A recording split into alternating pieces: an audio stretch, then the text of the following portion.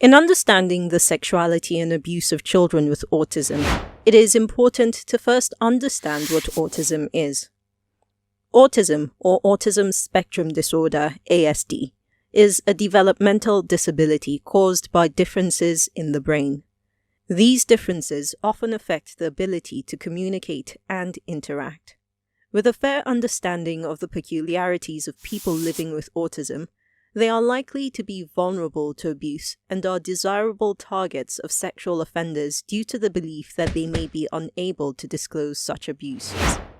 Majority of the people affected by ASD have limited verbal capacity and lack other communication abilities that would allow them to express what is happening around them.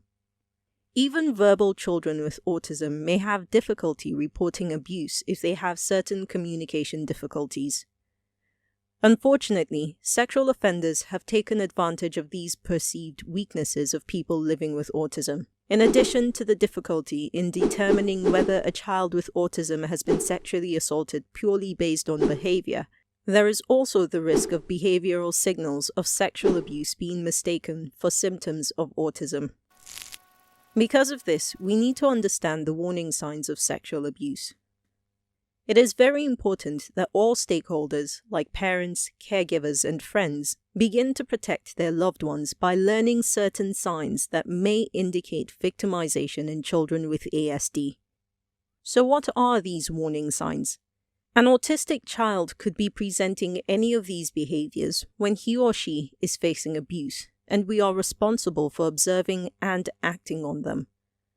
A sudden withdrawal, increased temper tantrums or outbursts, difficulty walking or sitting, depression, tendency to run away, especially when the abuser or someone who looks like the perpetrator is around, sudden refusal to participate in regular activities, reluctance to be left alone with a particular person or people, display of certain sexual behaviors, possible increase in intensity and frequency of stimming behaviors, self-injurious behaviors, repetitive behaviors, or the emergence of new behaviors that were not previously present.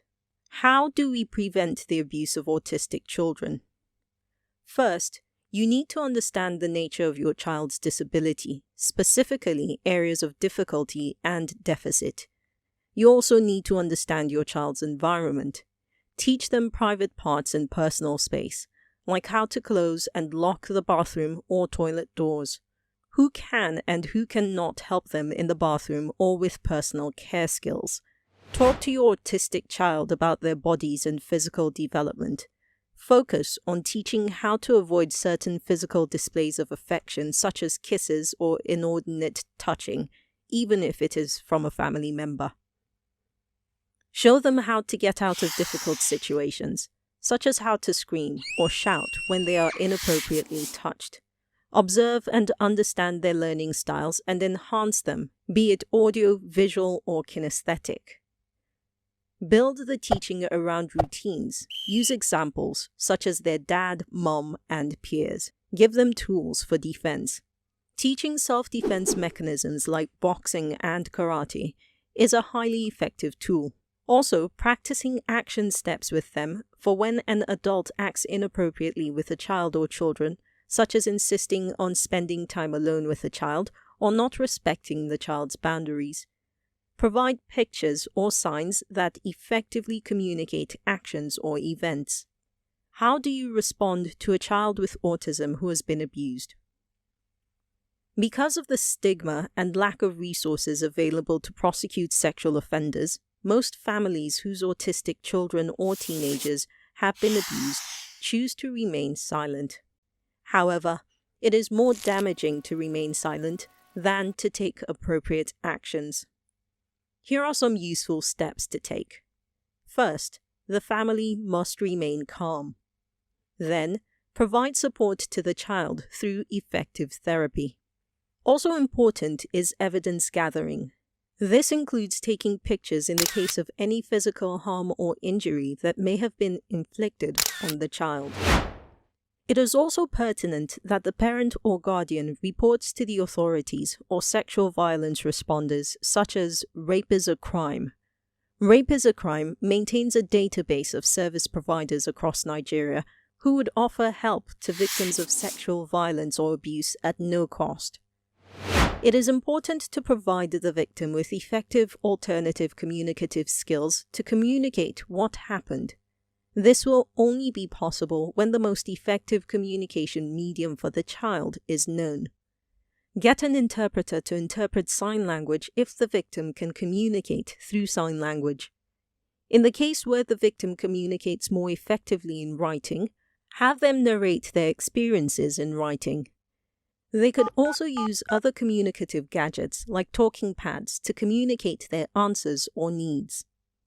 Lastly, provide them with a lot of appropriate visual cues to ease communication. How can you support autistic children who are victims of abuse? Autistic people should be supported, not stigmatized. It is important to support not only victims of abuse, but families who may be dealing with the abuse of their autistic children. Autistics shouldn't feel the need to hide anything. They may look different or act different, but they still have feelings just like anybody else. Law enforcement agencies, prosecutors, and responders should have basic knowledge of autism and sexual abuse. This would strengthen their response systems. Every child has a right to be protected from violence and abuse. As a society, we must acknowledge that it is our responsibility to do everything in our power to protect children from harm. But whenever they are in harm, it is our collective responsibility to support them. For further guidance, you may contact Rape is a Crime using any of our social media channels.